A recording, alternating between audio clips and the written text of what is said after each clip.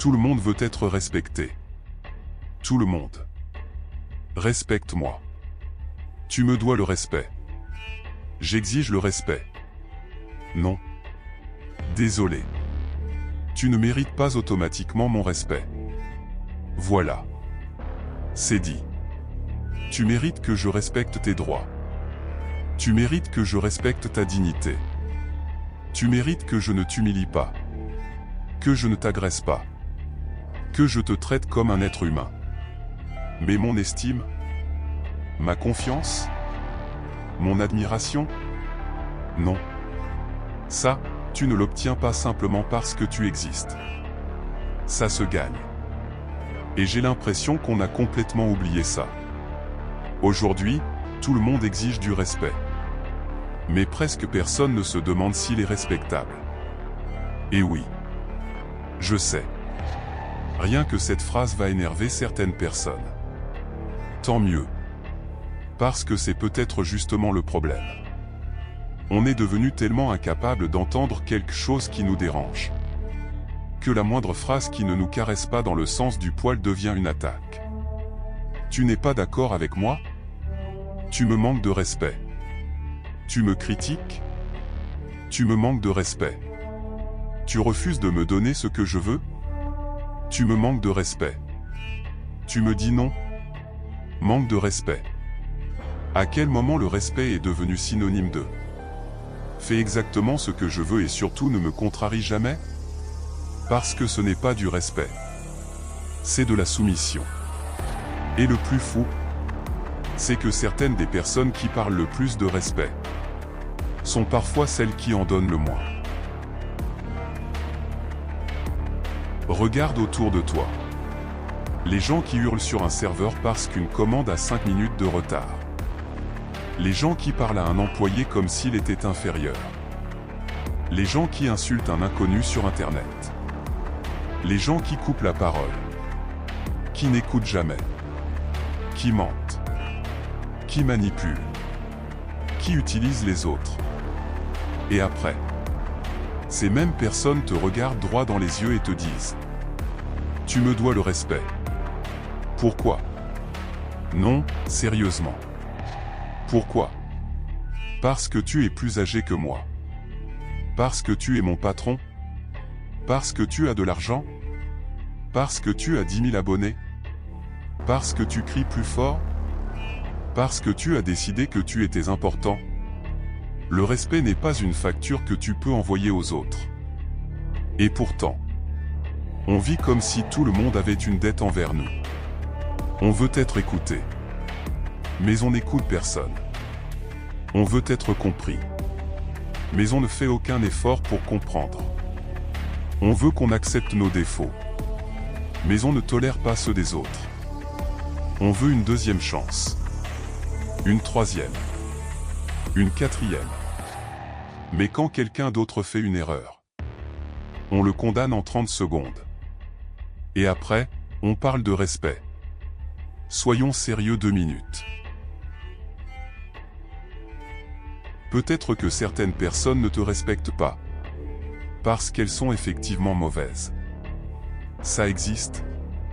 Peut-être qu'elles sont jalouses. Peut-être qu'elles sont arrogantes. Peut-être qu'elles ont simplement décidé de te rabaisser. Mais il existe aussi une autre possibilité. Une possibilité beaucoup moins agréable. Peut-être que certaines personnes ont simplement cessé de te respecter. À cause de toi. Oui. À cause de toi. À force de promettre et de ne jamais tenir parole. À force de mentir. À force d'arriver en retard. À force de traiter les gens correctement uniquement quand tu as besoin d'eux. À force de parler dans le dos de tout le monde. À force de trouver une excuse à chacune de tes erreurs. À force de ne jamais dire « J'ai eu tort ». Parce que ça aussi, c'est devenu presque impossible pour certaines personnes. Dire « J'ai eu tort ». 4 mots. Et pourtant, pour certains égos, c'est l'équivalent d'une opération à cœur ouvert. Il faut expliquer, justifier, recontextualiser, Oui, mais tu comprends. Oui, mais lui aussi. Oui, mais j'étais fatigué. Oui, mais j'ai eu une enfance difficile. Oui, mais personne ne m'a aidé. Peut-être. Et parfois, toutes ces choses sont vraies. Mais à quel moment une explication est-elle devenue une gomme magique? Tu peux avoir une raison d'avoir mal agi. Et avoir quand même mal agi. Les deux peuvent être vrais. Tu peux avoir souffert. Et faire souffrir les autres. Tu peux avoir été trahi. Et devenir toi-même quelqu'un qui trahit. Tu peux avoir été humilié. Et humilier quelqu'un. Ton histoire explique peut-être certaines choses. Elle ne transforme pas automatiquement tout ce que tu fais en quelque chose d'acceptable. Et je crois qu'on a peur de dire ça aujourd'hui. Parce qu'il faut toujours comprendre. Toujours excuser. Toujours trouver la blessure cachée. Et encore une fois, comprendre quelqu'un, c'est important. Mais comprendre ne veut pas dire applaudir. Je peux comprendre pourquoi tu es devenu comme ça. Et décider quand même que je ne veux plus de toi dans ma vie. Je peux comprendre ta souffrance. Et refuser que tu me fasses souffrir. Je peux entendre tes excuses. Et ne plus te faire confiance. Et non. Ce n'est pas forcément un manque de respect. Parfois. C'est exactement l'inverse. C'est enfin se respecter soi-même. Parce qu'il y a une autre chose qu'on ne dit pas assez. Le respect se perd. Oui. Tu peux avoir été quelqu'un de respectable. Et ne plus l'être. Tu peux avoir construit une réputation pendant 10 ans. Et la détruire en 10 minutes. C'est injuste? Peut-être. Mais c'est comme ça. La confiance met parfois des années à se construire. Et quelques secondes à disparaître. Demande à quelqu'un qui a découvert un mensonge après 20 ans de couple. Demande à quelqu'un qui a été trahi par son meilleur ami. Demande à quelqu'un qui a découvert que la personne qu'il admirait n'était absolument pas celle qu'il imaginait.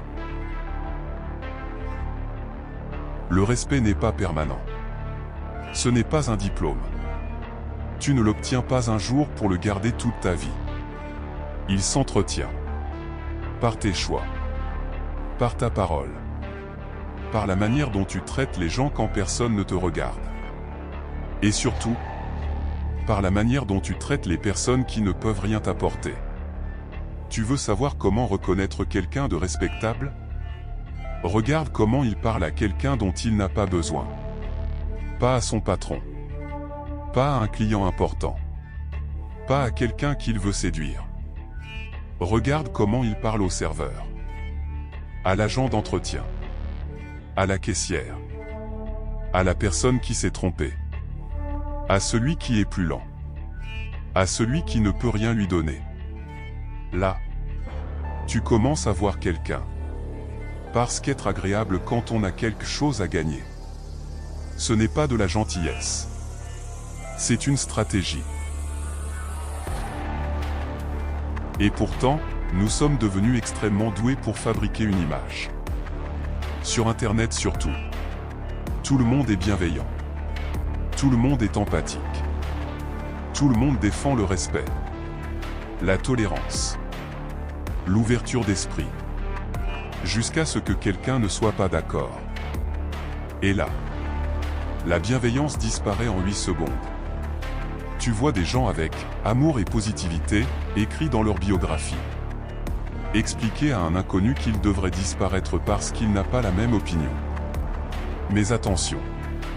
Toujours avec un petit cœur à la fin. Il faut rester positif.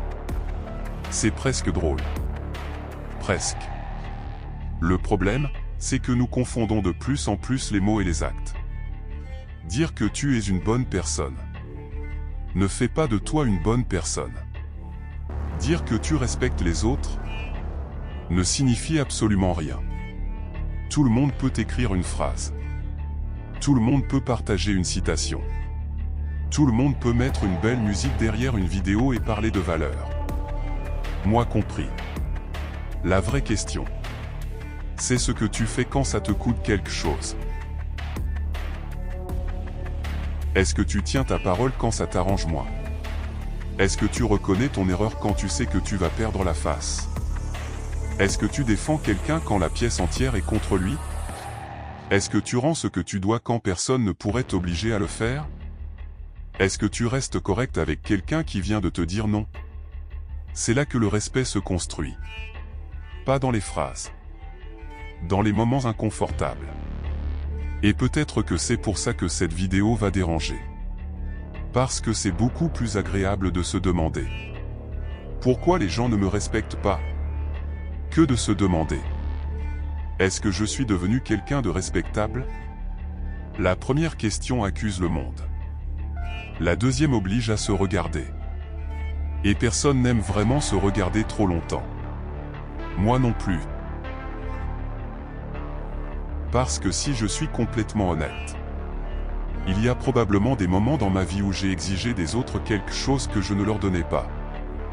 Des moments où je voulais être compris, sans chercher à comprendre.